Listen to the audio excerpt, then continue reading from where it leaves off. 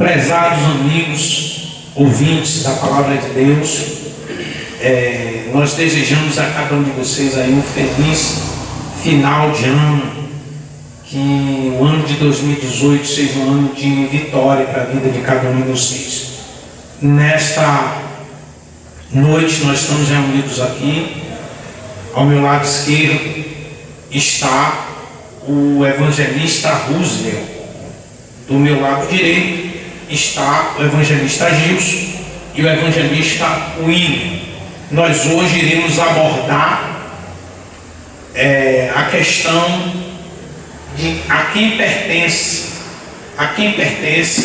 o Monte do Templo, a quem pertence o Monte Moriá, a quem pertence a esplanada das mesquitas. Quem tem o direito de propriedade? Quem tem direito ao uso, ao gozo e a dispor daquela região? Hoje nós estaremos abordando a questão não só de Jerusalém, mas a questão do Monte do Templo. Estamos abordando também a questão dos sinais que antecedem a volta de Cristo, a grande tribulação, a construção do terceiro templo. São muitos assuntos que nós iremos abordar, são assuntos atuais que está aí debaixo dos nossos olhos. As profecias estão se cumprindo e a palavra do Senhor diz: prepara-te, ó Israel, para te encontrar com o Senhor teu Deus.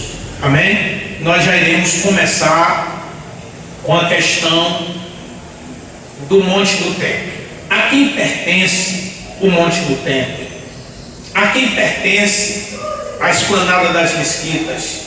A quem pertence aquele lugar onde está localizado ali o Dom da Rocha, a mesquita de Omar, a mesquita Al-Aqsa?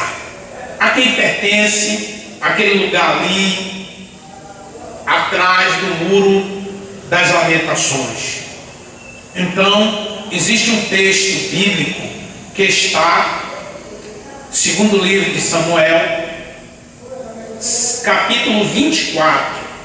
Se você for ver lá no capítulo 24, você vai ver que o direito de propriedade, não só segundo Samuel, capítulo 24, tem também no livro dos Crônicas, o primeiro livro, capítulo 21. Primeiro vai pontuar a compra da Eira de Araúna. A Eira de Araúna foi um lugar escolhido por Deus, que usou o profeta Gade para avisar a Davi, para que ele oferecesse um altar ali ao Senhor e sacrificasse naquele altar, porque era da vontade de Deus, na Eira de Araúna. E Davi comprou a Eira de Araúna por 50 ciclos de prata. A eira foi o lugar do altar. Ele comprou por 50 ciclos de prata. Isso está lá no segundo livro de Samuel, capítulo 24. Porém, se você for ver em Crônicas, primeiro livro das Crônicas, capítulo 21, você vai perceber que pontua que foi comprada também aquela região no valor de 600 ciclos de ouro. Quem está certo?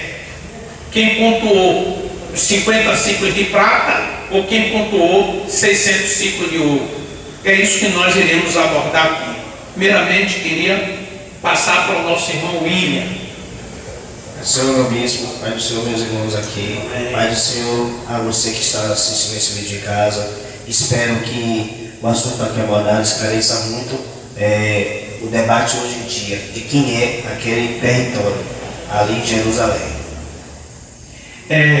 Na verdade, o direito de propriedade está com os descendentes de Davi. Por que os descendentes de Davi? Porque O contrato de compra e venda, o comprador, a Bíblia pontua que foi Davi. Davi comprou não só a eira de Araúna, Davi comprou todo aquele território onde está localizada a esplanada das mesquitas por 600 ciclos de prata, 50 ciclos de ouro, melhor dizendo, 50 ciclos de prata. Quem comprou foi Davi, a eira de Araúna, 50 ciclos de prata. Só a eira, o lugar do altar, foi 50 ciclos de prata. 600 ciclos de ouro foi toda aquela região onde está ali o Monte do Templo, onde está a Mesquita de Omar, onde está a Mesquita Al-Aqsa, onde hoje os judeus querem construir o terceiro templo. Foi lá que Davi comprou toda aquela região, 600 ciclos de ouro. Hoje, a grama do ouro está em R$132. A grama do ouro. O ciclo de ouro ou de prata, cada ciclo equivale a 11,4 gramas. Aí você vai multiplicar 600 ciclos de ouro vezes 11 vezes R$132. Então toda aquela região foi comprada por esse valor. Você vai multiplicar 600 ciclos de ouro vezes 11,4 vezes R$132, que equivale a toda a região. Então, direito de propriedade daquela região de Davi. O altar, ele comprou para oferecer sacrifício ao Senhor. Ele comprou por 50 ciclos de prata. Só é você multiplicar 50 vezes 11,4 e multiplica entre R$1,70 a R$3, que hoje a grama da prata equivale entre R$1,70 a R$3. Então você faz o cálculo e vai ver. Bem verdade que Davi não podia ter comprado, a controvérsia é essa, se ele comprou a eira por 50 ciclos, por 600 ciclos, 50 ciclos de prata, por 50 ciclos de ouro. Ele não podia comprar só a eira por 600 ciclos de ouro. Então ele comprou toda aquela região por 600 ciclos de ouro, que equivale a 1 milhão aproximadamente aquela região. Contrato de compra e venda pertence aos descendentes de Davi. Davi morreu e hoje os descendentes de Davi reivindicam. Ele comprou na mão de Araúna o Jebuseu, Araúna, viu que é também conhecido como Ornã. Então, aquela região pertence aos descendentes de Davi. Jerusalém, ele conquistou através da guerra. Por isso que aquela cidade, Jerusalém, hoje é conhecida como a cidade de Davi, cidade da paz. Eu não podia puxar lá atrás a questão de Melquisedeque, Salém, não podia falar acerca de Abraão, o sacrifício, que ele colocou Isaac como sacrifício ali, depois apareceu o cordeiro, porque os árabes podem reivindicar como descendente de Abraão.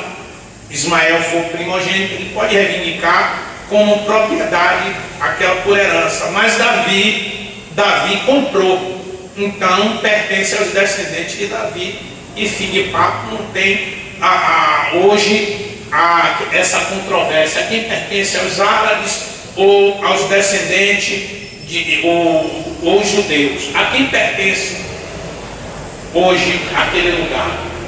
Então há muito essa discussão, há uma briga, porque depois da guerra dos 6 dias, Israel tomou posse daquela região. Até então, aquela região não estava na posse dos judeus, dos israelitas, só veio tomar posse mesmo depois da guerra dos 6 dias, que depois nós iremos falar acerca disso. Prezados, nós não devemos fazer nada sem a direção de Deus.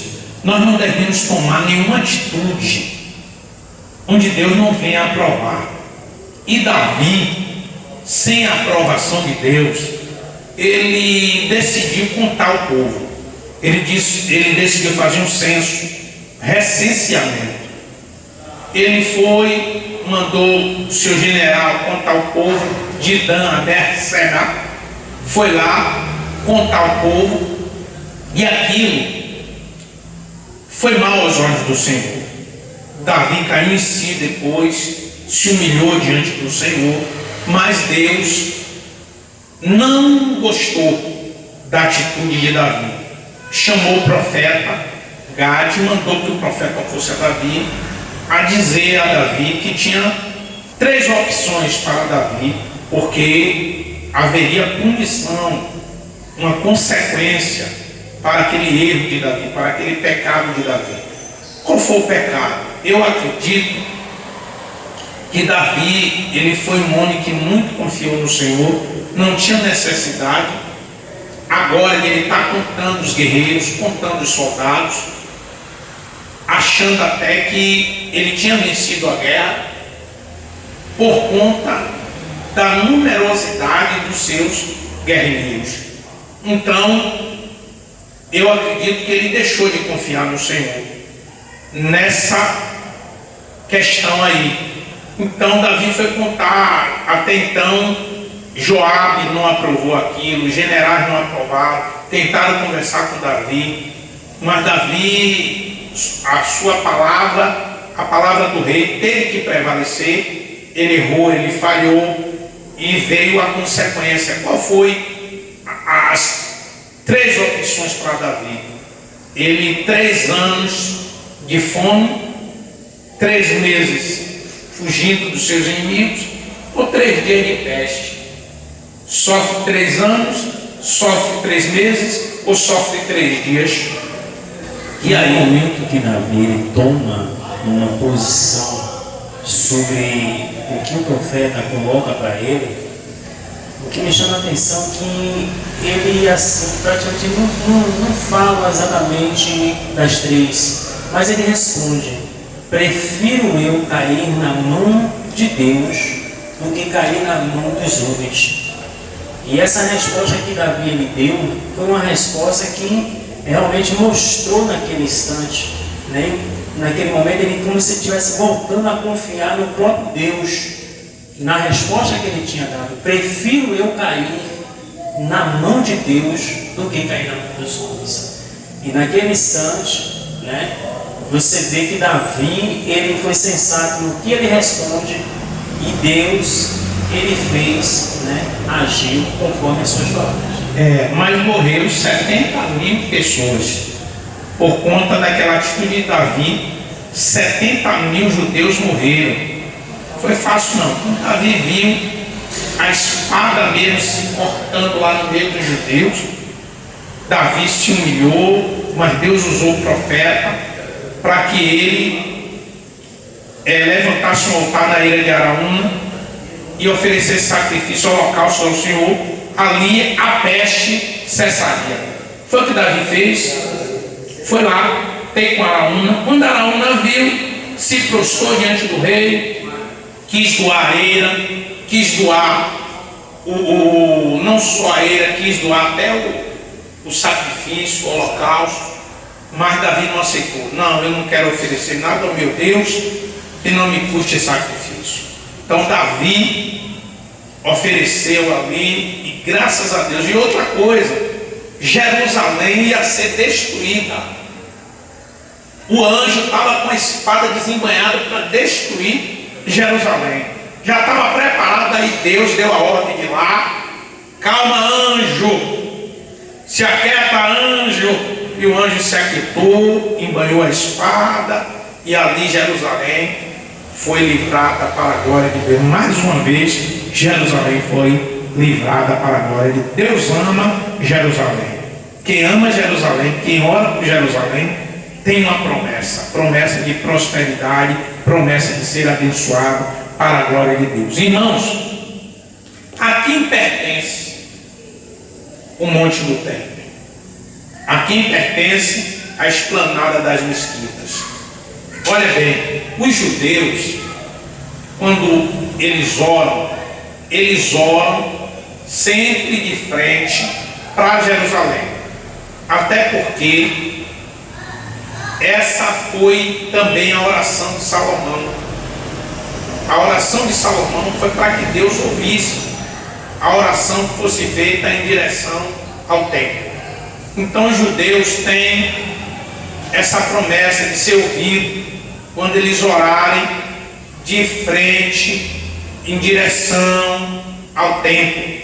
Hoje, no Muro das Lamentações, um lugar mais sagrado dos judeus, é uma relíquia que restou ali em Jerusalém, que ali ao lado era onde foi construído o templo de Salomão, o primeiro e o segundo templo. Então, em nome de Jesus, eles oram sempre de frente para o templo. Eles oram de frente para o templo, em direção ao templo, para a glória de Deus. Já os árabes, eles oram de frente em direção a Meca. Não tem nada a ver com os judeus. Amém? Bispo, então polêmica com o Senhor. Esses dois textos, em Samuel e Crônica, que vai falar da compra de Anaúna, um cita que foi Deus que incitou, o outro vai dizer que foi Satanás. Afinal de contas, quem foi? Como é que Deus manda Davi contar e depois Deus fica irado com Davi e joga as três opções para ele? É Deus se contradizendo. Então não foi Deus quem persuadiu a Davi a contar o povo. O que Davi fez não veio da parte de Deus. E Davi percebeu isso, ele percebeu o erro que ele cometeu. Inclusive generais de Davi, Joabe começou com Davi, mas a palavra do rei sobrepôs e foi errado. Não foi da vontade de Deus a morte daqueles 70 mil judeus. Então tudo isso ocorreu por uma consequência de um erro de Davi. Foi falta de confiança da parte de Davi em Deus. Até então ele não deveria ter feito isso, mas vai fazer o quê? Boa noite, povo de Deus, salve o povo de Deus com a paz do Senhor, amém? Meu bispo, tem uma pergunta para fazer para o Senhor. Se nós temos comprovações bíblicas de que Davi ele comprou um monte do templo, qual é as afirmações, os relatos que os palestinos têm de que Jerusalém pertence a eles? Porque eles insistem a afirmar que aquele local pertence a ele. Qual é o objetivo que ele tem com aquele local, com Jerusalém?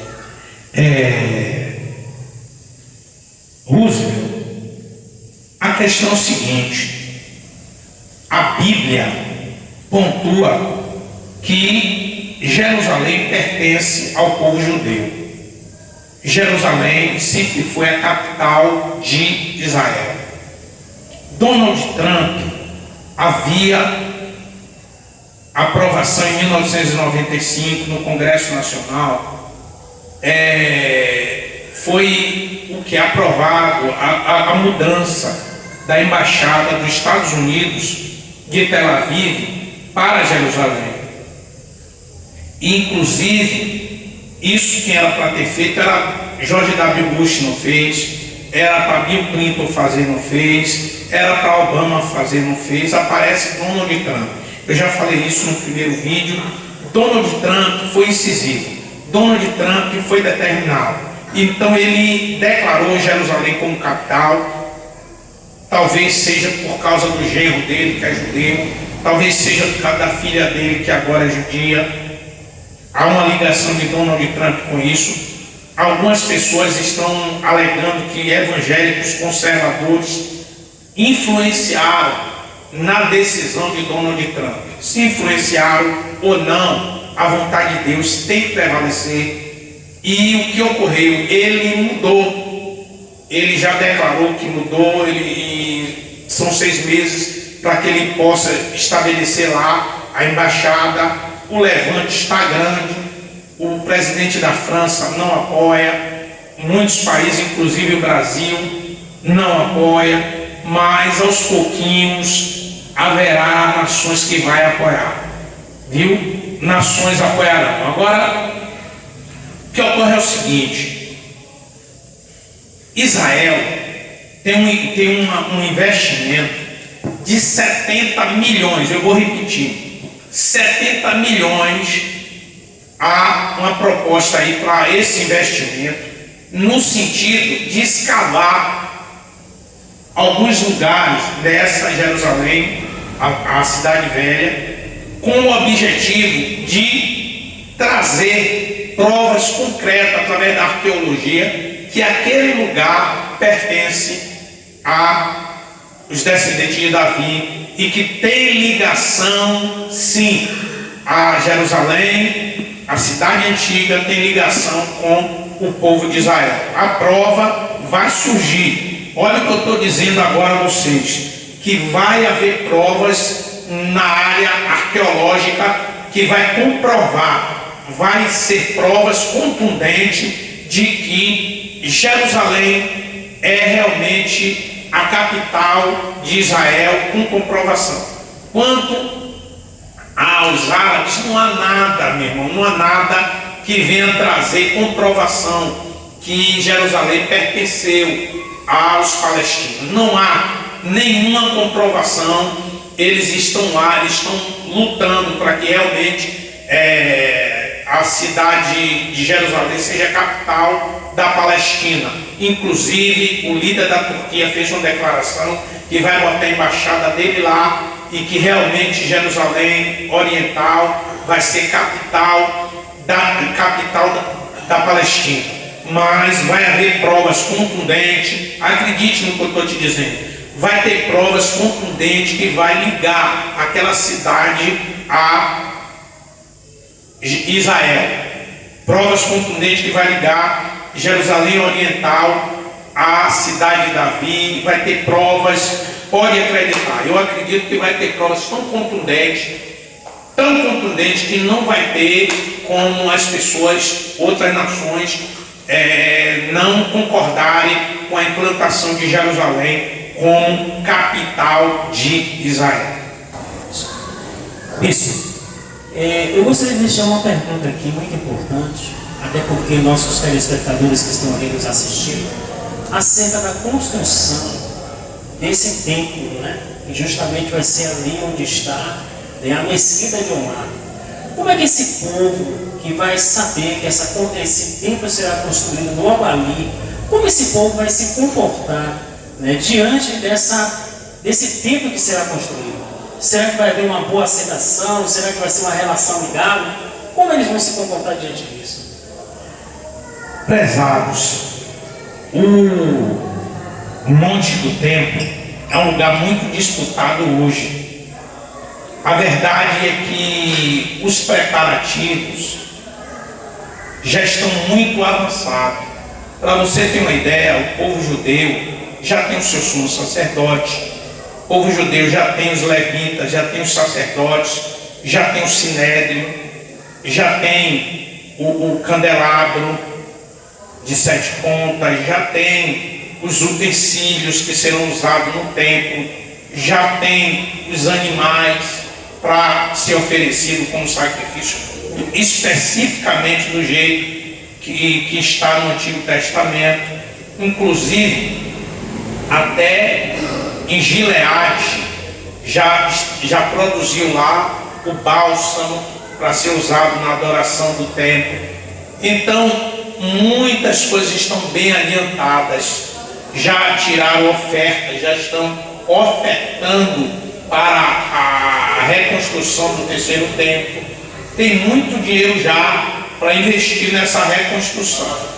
Então, eu me lembro que antes de Davi construir o templo, o primeiro templo, na verdade Davi não podia construir porque as mãos de Davi estavam sujas de sangue. Davi tinha guerreado muito, mas ele deixou muita coisa preparada. Ele deixou aproximadamente 3.500 toneladas de ouro. Imagine você, 3.500 toneladas de ouro, 35.000 toneladas de prata. É muita coisa, meu irmão. É muita coisa. Na construção do templo foi envolvido muitos trabalhadores, centenas de milhares de trabalhadores para construir O primeiro templo foi uma das 7 maravilhas do mundo. Então, o povo de Israel é um povo que está realmente já preparado para a construção desse terceiro templo. Só se fala lá na construção do terceiro templo. Inclusive, o Sinédrio pediu o quê? Ajuda do líder do Irã. Do líder do Irã pediu ajuda para a construção desse terceiro templo. Se Donald Trump vai ajudar, se Putin vai ajudar, eu não sei. Eu só sei que eles querem construir o terceiro templo. O terceiro templo vai ser construído naquele lugar, ali na Eira de Araúna, ali onde Davi comprou toda aquela região por 700 ciclos de ouro, 600 ciclos de ouro. Foi 600 ciclos de ouro, eu confundo, 600 ciclos, 50 ciclos, mas ao todo foi construído por 600 ciclos de ouro. Então, direito de propriedade, título de propriedade, pertence a Davi, os descendentes de Davi. Vai ter conflito? Vai, mas de uma forma milagrosa. Não sei o que vai acontecer, se vai haver um terremoto, um tremor de terra, aquele templo vai cair, o monte do templo, ali no monte do templo vai haver algo miraculoso e vai ser reconstruído o templo naquele lugar. Al-Aqsa vai ter que sair, o dono da rocha vai ter que sair. Tanto é que os árabes não querem nem que os judeus, a autoridade israelense, pisem lá no monte do templo, porque quando eles pisam, acham que vai demolir, que vai fazer alguma coisa lá na mesquita. Mas em nome de Jesus, nós cristãos devemos desejar o melhor para a nação de Israel, tá bom? Você que é cristão não sabe, existe uma corrente que não defende o dispensacionalismo. Nós somos dispensacionalistas, nós acreditamos na iminência da volta de Cristo, nós somos pré-tribulacionistas. Mas independente de quem é pré, independente de quem é mid, independente de quem é pós, a graça foi nos oferecida. Essa graça está em Jesus Cristo. Nós fomos comprados, não foi com sangue de touro, não foi com sangue de bode, não foi com ouro, não foi com prata, mas com o precioso sangue do Senhor Jesus Cristo. Acerca desta graça, muitos profetas antigos indagaram, inquiriram, querendo saber o tempo, quando seriam, e a verdade é o seguinte: houve um endurecimento no coração dos judeus, dos israelitas, e por conta desse endurecimento veio a salvação para nós, gentios. Então, esse endurecimento foi em parte, até que a plenitude dos gentios viessem a ser alcançadas. Mas vai chegar um momento que vai chegar a plenitude dos gentios e todo Israel, segundo a palavra de Deus, será salva. De Sião é quem virá o grande libertador. Esse libertador é Jesus Cristo de Nazaré. Na verdade, Jesus ele veio para os seus não receberam, mas todos quantos receberam, deu-lhes o poder de serem feitos filhos de Deus. Bispo, o coração do povo judeu foi endurecido. Por que isso? Como é que pode? Meu irmão, Deus é o oleiro, Ele sabe o que faz. Deus ele não comete erros. A verdade é o seguinte, que a justiça, que é pela fé, ela veio. Mas os judeus estavam tão apegados na justiça da lei. A justiça da lei, eles, segundo a palavra de Deus, a lei veio por Moisés, sabe? E a fé, ou melhor, a graça e a verdade vieram por Jesus Cristo. Você precisa escolher. Você não pode ficar em cima do muro. A lei veio por Moisés e a graça e a verdade veio por Jesus Cristo. Ou você fica com a lei vinda por Moisés, ou você fica com a graça e a verdade vinda por Jesus Cristo. Nenhuma condenação há para aqueles que estão em Cristo Jesus. Não há condenação. A lei chegou ao fim. O fim da lei é Jesus Cristo para a justiça de todo aquele que nele crê. Não seremos justificados pela lei. A nossa justiça é pela fé. Fé em quem? Em Jesus Cristo. Há um único só Deus, há um único Deus, há um único mediador entre Deus e os homens. O mediador é Jesus Cristo de Nazaré. Ele é a porta. Aquele que entrar por mim, salvar-se-á, entrará, sairá e achará pastagem. Jesus disse: eu sou o caminho e a verdade e a vida. Ninguém vem ao Pai senão por mim. Viu?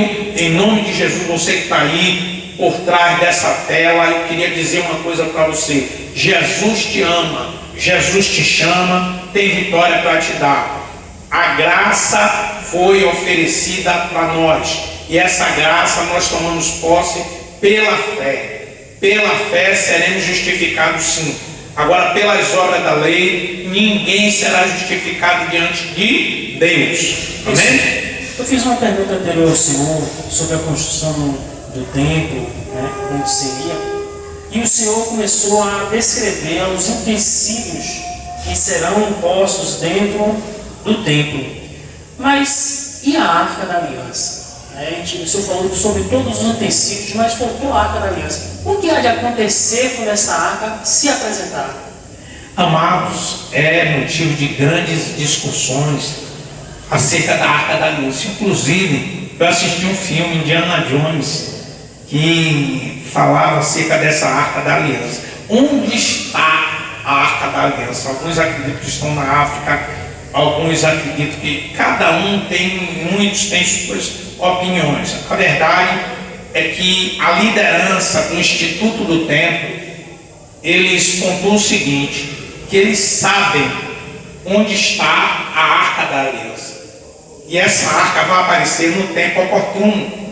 Assim que for liberado o monte do templo para construir o terceiro templo, eles prometeram que irão apresentar a Arca da Aliança. E aí todo olho verá a Arca da Aliança. Se é verdade, é que os judeus não têm o costume de mentir. Se eles disseram que sabem onde está a Arca da Aliança, eles sabem.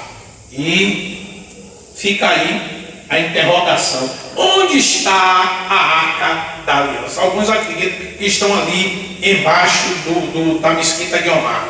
Se é verdade, eles devem ter algum aparelho que detecte, algum aparelho que já mostre que verdadeiramente ali está localizada a Arca da Aliança. Acharam a Arca de Noé lá no Monte Ararat. Ararat não vai achar a Arca da Aliança? Vai. Inclusive em Apocalipse diz que a Arca da Aliança está lá no terceiro céu. Mas vamos ver onde é que vai dar aí a Arca da Aliança. Onde está a Arca da Aliança? Meu bispo, uma pergunta polêmica aqui para fazer ao senhor. Posso fazer? Vocês gostam de polêmica? Verdadeiramente Israel endureceu o coração para Deus, ou foi Deus que colocou um espírito sobre Israel de um profundo sono para que eles não pudessem nem ver e nem ouvir? Ouça bem, eu não sou doutor das causas espirituais. Eu estou aqui para pedir sabedoria a Deus. Amém? A Bíblia diz que a sabedoria é melhor do que as armas de guerra. A sabedoria serve de sombra, faz o rosto brilhar. Então existem questões que são realmente polêmicas, mas eu queria pontuar aqui algo para vocês. Deus nos elegeu antes da fundação do mundo. Eu sou eleito, você é eleito de Deus antes da fundação do mundo.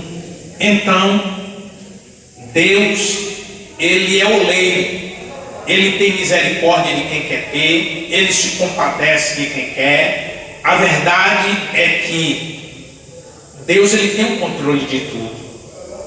Deus, Ele sabe que a promessa dele tem que ser cumprida. E o que ocorreu? A verdade é que a nação de Israel clamava pelo Messias. A nação de Israel clamava pelo Salvador, pela graça, A graça veio, eles não receberam. E por eles não receber, o que ocorreu? Pela desobediência, eles rejeitaram o Yeshua Hamashia Menat-Zeret. Eles rejeitaram, e por conta disso, o que ocorreu? A salvação, a verdade é que a salvação veio para mim, a salvação veio para o povo brasileiro, a salvação veio para os baianos, soteropolitanos, os carioca, os paulistas. A salvação veio para todos os povos, todas as nações, e a porta da graça está aberta. Toma posse da porta da graça, independente se Deus endureceu o coração, se a nação de Israel não rejeitou o Messias. A verdade é que a salvação veio para mim e eu já tomei posse dela em Cristo Jesus. Tome você também. Então existem questões, tem muitos aí, doutores da causa espirituais. Eu acredito que Deus se compadece de quem quer. Ele é o oleiro, teve misericórdia, tem misericórdia de quem quer ter misericórdia. E assim como houve a severidade de Deus, houve a bondade de Deus. E eu tenho que aproveitar essa bondade de Deus. Eu tenho que aproveitar aquilo que Deus preparou para nós. Em nome de Jesus, tome posse você, segundo a presciência de Deus, segundo a vontade de Deus. Ele me escolheu, escolheu você também. Mesmo, tá bom? pegando o gancho da resposta que o senhor deu para hoje, a porta da graça vai se fechar? Irmãos, segundo Apocalipse 11, ou Apocalipse 11 não, Romanos 11, você vai ver que a porta da graça é o quê? Vai se completar a plenitude dos gentios. Quando se fala de dispensação da graça, a plenitude dos gentios será alcançada. Concluiu a plenitude do gentio, meu irmão, a porta se fecha, já era. Agora é a grande tribulação mesmo. Na grande tribulação, a manifestação do anticristo, a perseguição terrível contra aqueles que ficarem, muita coisa, a abertura dos selos, toque das trombetas, taças da ira de Deus sendo derramada sobre a terra, que nós iremos abordar isso. Muitas coisas acontecerão durante a grande tribulação. Mas independente de qualquer coisa, aproveite, fortifica-te na graça que está em Cristo Jesus. Toma posse da vida eterna. A vida eterna é esta, que conheçamos a Deus como único Deus verdadeiro e a Jesus Cristo a quem Ele enviaste. A porta da graça é que em nenhum outro há salvação. Salvação está em Cristo Jesus. É Jesus Cristo, tema central da Bíblia. Jesus é o bom pastor, é o bispo das nossas almas. Jesus Cristo é o tema central, aquele que dividiu a história, a nossa história, antes e depois de Cristo. E na grande tribulação vai haver salvação? Com certeza. Tanto vai haver, com Apocalipse 7, você vai ver uma grande multidão que nós iremos abordar. Quem são as 144 mil testemunhas de Apocalipse 7? Aquela multidão que aparece de branco, você vai ver que há uma pergunta: quem é essa grande multidão? De onde vem essa grande multidão? E aí o anjo responde que essa grande multidão veio da grande tribulação, vestido de branco, palma na mão, entendeu? É uma coisa muito tremenda. Porém, eu não vejo essa grande multidão com coroas na cabeça. O senhor entrou no assunto da grande tribulação, falando sobre o grande sinal para Israel. O que isso significa para a igreja hoje? Prezados amigos, a igreja ainda não foi arrebatada.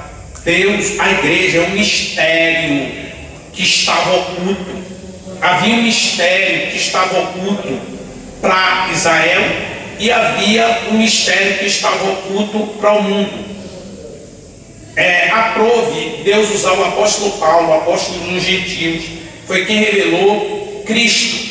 Ele revelou Cristo, que Cristo veio para salvar os gentios. Na verdade, Cristo veio para salvar os judeus, Cristo veio para salvar os gentios, mas a revelação, Deus usou muito o apóstolo Paulo nessa situação, porque os judeus rejeitaram.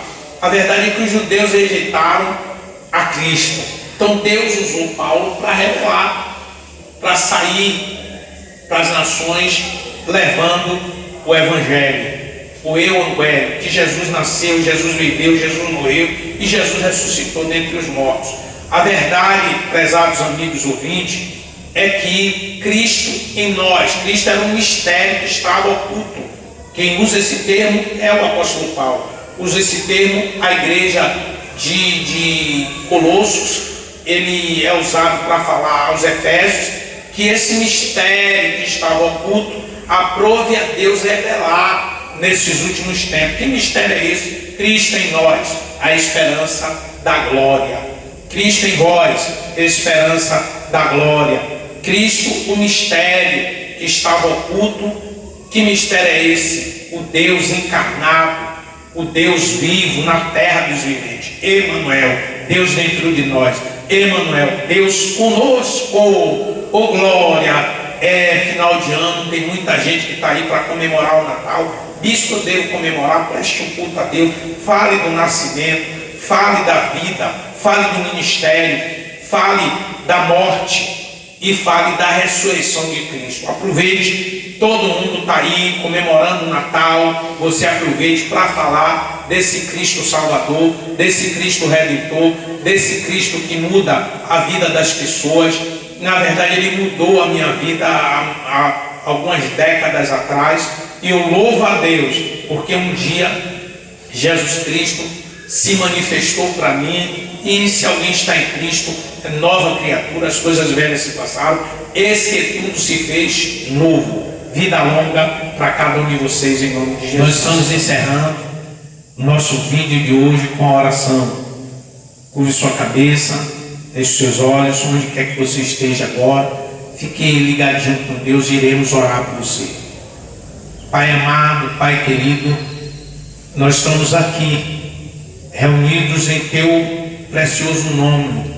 Há poder no nome de Jesus, e através do nome de Jesus eu peço ao Senhor que abrace cada um dos Teus filhos que estão agora em sintonia conosco.